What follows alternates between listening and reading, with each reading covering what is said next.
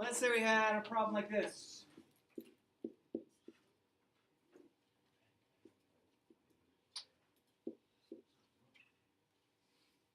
Is it linear, quadratic, or exponential? Okay. So that's exponential. Does everyone feel comfortable knowing why? Okay. So, what's the exponent? That's it. That's all. The only reason. All right. Then let's fill out this table. So, we have x, y, and we'll give you -2, -1, 0, 1, and 2. So these are going to form points. So if we take -2 and plug it in, I get 2 raised to the -2 power, which is the same thing as 1 over 2 to the second, which is 1 over 4. And 1 over 4 times 3 is that. So if I plug in a negative number on an exponential, it doesn't have to mean that I get a negative answer because it turns into a fraction. If I plug -1, I get 2 to the -1, which is 1 over 2 to the first, which is 1 over 2. And 3 times half is 3 over 2, or 1 1/2, right? So technically that would be like 0.75. That would be 1.5 if you were thinking in terms of decimals to see a little better. If I plug 0 in, 2 to the 0 power is equal to 1. So 3 times 1 is 3. If I plug 1 in, 2 to the first is 2, right? 2 times 3 is 6. If I plug 2 in, 2 squared is 4. 4 times 3 is 12. Does everyone feel okay about how I generated that grid? Stock? All right, so let's graph this, see if we can extend it a little bit. So the graph, so I get -2 and 0.75. And then I get -1, 1.5. And I get 0, 3. And then 1, 6. It's like up here. So this line is doing this. Where does it appear that it will not cross? The x-axis. So the x-axis is your asymptote. Okay? So my asymptote is going to be the equation y is equal to 0. Y equals 0 is a horizontal line. Y is equal to 0 is the x-axis. Okay, if I went y equals 1, that moves it up 1. If I went y equals -5, it moves down -5. Is this growth or decay? Growth. And let's do this. What would the rate of change be? Rate of change from, well, I don't know, from -1 to -2.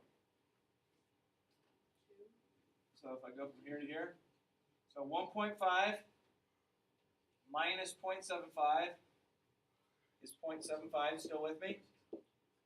-1 minus -2. So -1 plus 2 is 1.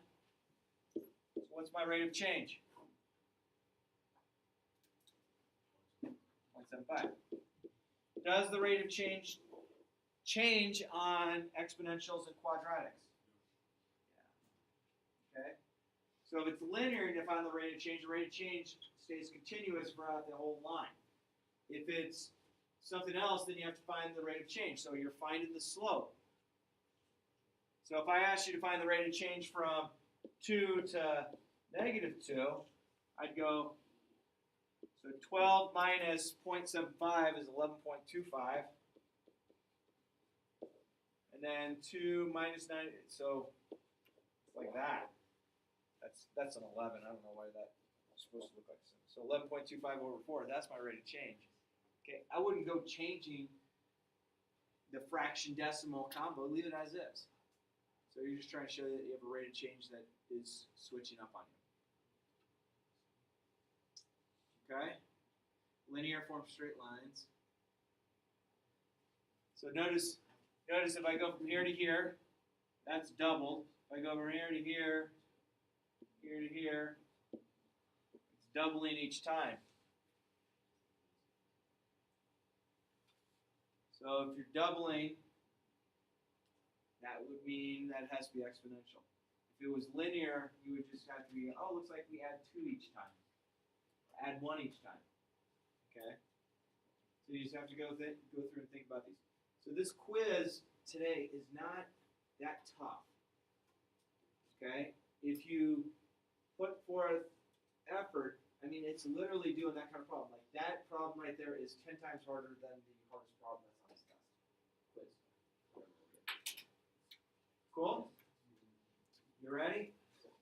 Set? And then before we do that, guys and girls, there are some of you that still owe me stuff. We are coming down. The end is coming quickly. Today, I have a 2 o'clock meeting in this building for probably about 20, 30 minutes. But other than that, I should be over in my other office. Tomorrow, I will be off campus from about 9:45 until about 1. And then after that, I'll be over in that office. Tomorrow, or Wednesday, I should be in that office the whole rest of the day. Thursday, I have a meeting right after this class until about 10, and then I should be over in that office. Friday, I will not be in that office at all. And then, I mean, holy moly, guacamole, we are coming to the end of this school year quickly. I mean, Friday of next week, you guys still with me in this? We start our written portion of the final, and then Monday we have our multiple choice portion of the final. So it's coming quick. We will finish up this chapter probably Monday with our test a week from today, and then Tuesday, Wednesday, Thursday next week, which is the 17th, 18th, and 19th, I have review. And guess what we'll do during the review? Review. Cool? So, does everyone know the times when I'm available if you need to make something up? Okay, and again, you don't want to wait till the very, semester end if you need to make something up, okay? Sound good? Everyone happy? Everyone have a good weekend? Yep. Yeah. So, I think my wife enjoyed it. We did a brunch down at the Denver Historical Museum and then wandered around there for a little bit. Seemed all right. But we had, a soccer game Friday. We beat the team that had beat us last year pretty well. We beat them pretty well on Friday night. That was awesome. Saturday was a well-matched team, and they got 2 nice shots on us. So it came down to we had probably 5 shots in their goal, and they had probably about 17 shots on our goal, and 2 of them happened to go through. So they outshot us. Darn it. I'll get them next year.